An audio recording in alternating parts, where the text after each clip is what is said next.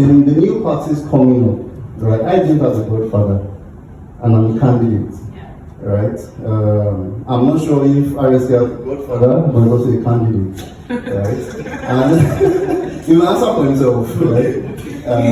And I know for those of our colleagues that went to the NDC and vying for positions, they just are godfathers. So first of all, it is a party, you know, that you are running on that will determine if you need a godfather or not. In the ADC, it was more of your competence, your capacity, your presence, right? For any of us that wanted to, or that was aspiring for these positions, immediately the coalition was set up. We got in early, and we started, getting involved in the activities of the party. And some of these activities involved, funding, meetings, and all of that. But then we were there because we knew what we wanted, right? Then again, because these godfathers are also leaders in the party anyways, and you cannot remove that factor that leaders in the party are very important. So for myself, I had to identify who the leaders are. And again, remember in the ADC, it was a combination of different parties coming together. So why the leaders in KDP that are coming into the coalition? Why the leaders in ADC, the legacy ADC, coming into the coalition? Some of us came in as leaders from the Labour Obedient Tendency, right? So it was just for us to identify who are the other guys. And here, ADC Omoluabi. So a lot of people don't know that in the ADC, we actually have ADC members that joined the ADC, right? And so you cannot take away that leadership factor there. But then Godfather, the idea that you need a Godfather for you to be able to emerge as a candidate depends on platform or party you're running on. That's just it. Thank you. Quick question before the question. Since we have you here, right? You got in and now you're a candidate. Can you just walk us through it step by step? Like, how did that happen? Because sometimes it seems very out of reach, how do I run for office and things like that. So step by step, if you don't mind, we hope you don't mind. I don't mind. Again, that's what I hear. Right? So for me, I already always had that conviction that I wanted to run for office.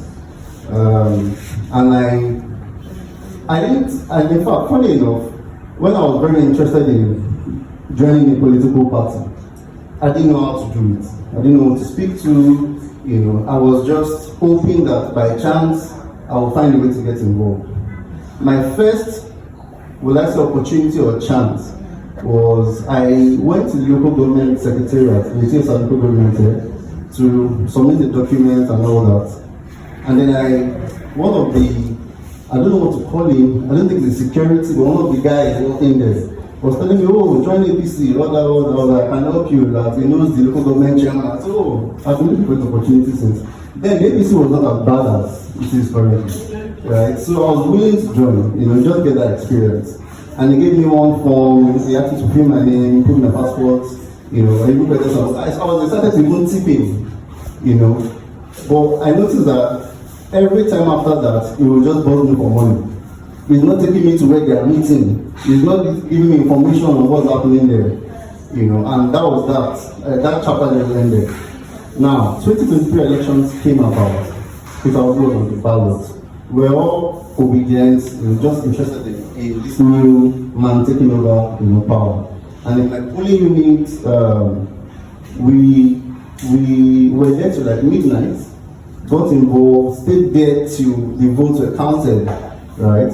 And then the polling unit agent apparently lived a few streets away from the polling unit, and he asked us, my wife and I, to please drop him off.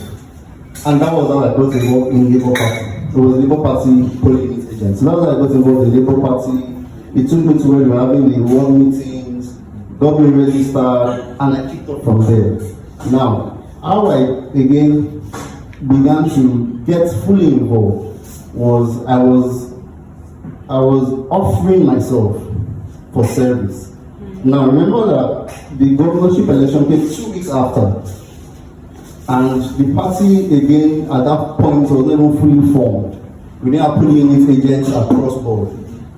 the party needed volunteers for different things. So I volunteered myself as a zonal coordinator for Chevron, and I was in charge of 5 polling unit agents.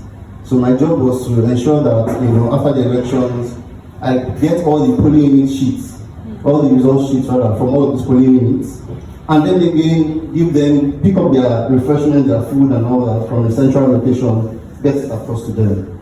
And that was how I got involved in Labour Party. Labour Party ended as of last year. Instruction came from Peter Obi to fully form the Obedient movement.